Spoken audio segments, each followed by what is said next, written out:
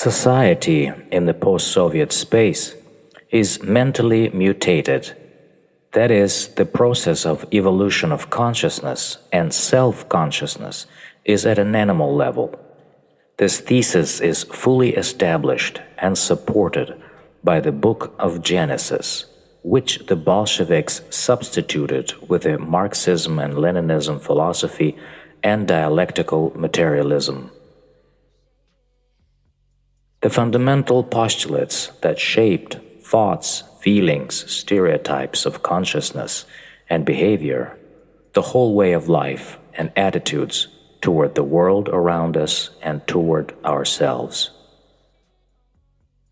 The first postulate, the primacy of matter, the secondary nature of consciousness, shifted the consciousness of the Soviet man to physiological and fleshly needs.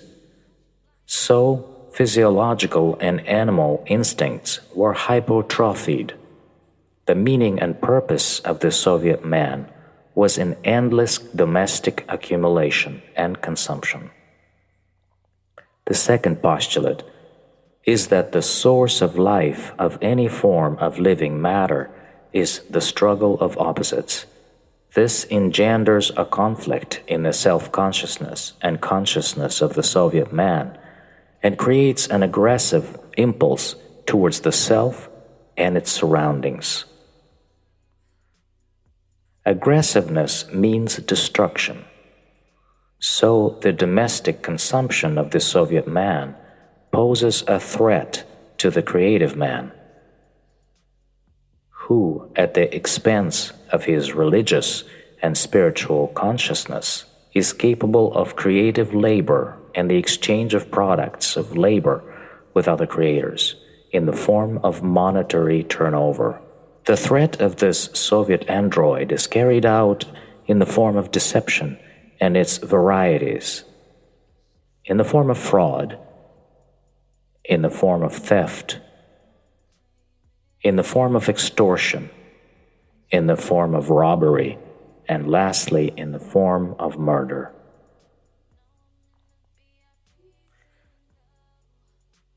The third postulate is the evolution of anthropogenesis up the unfolding spiral from simple to complex, from inanimate matter to living matter, which gives domestic consumption an impulse to increase quantity, quality, and disinhibition of sexual instinct. So the norm of sexual behavior for the Soviet android becomes this ever-increasing sexual contact with different partners. The fourth postulate: the Soviet man must be a well-rounded individual. This creates in the person the impetus to achieve mental power over others, destroying their individuality and sexual self-identity.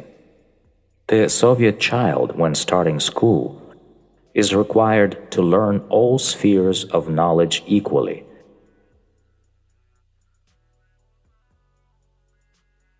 Suppressing personal selectivity in the freedom of cognition.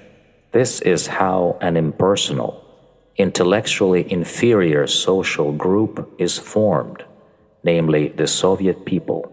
This mass, which is highly susceptible to hypnosis and which remains in a half-somnambulic state, needs a guide, a leader, a ruler.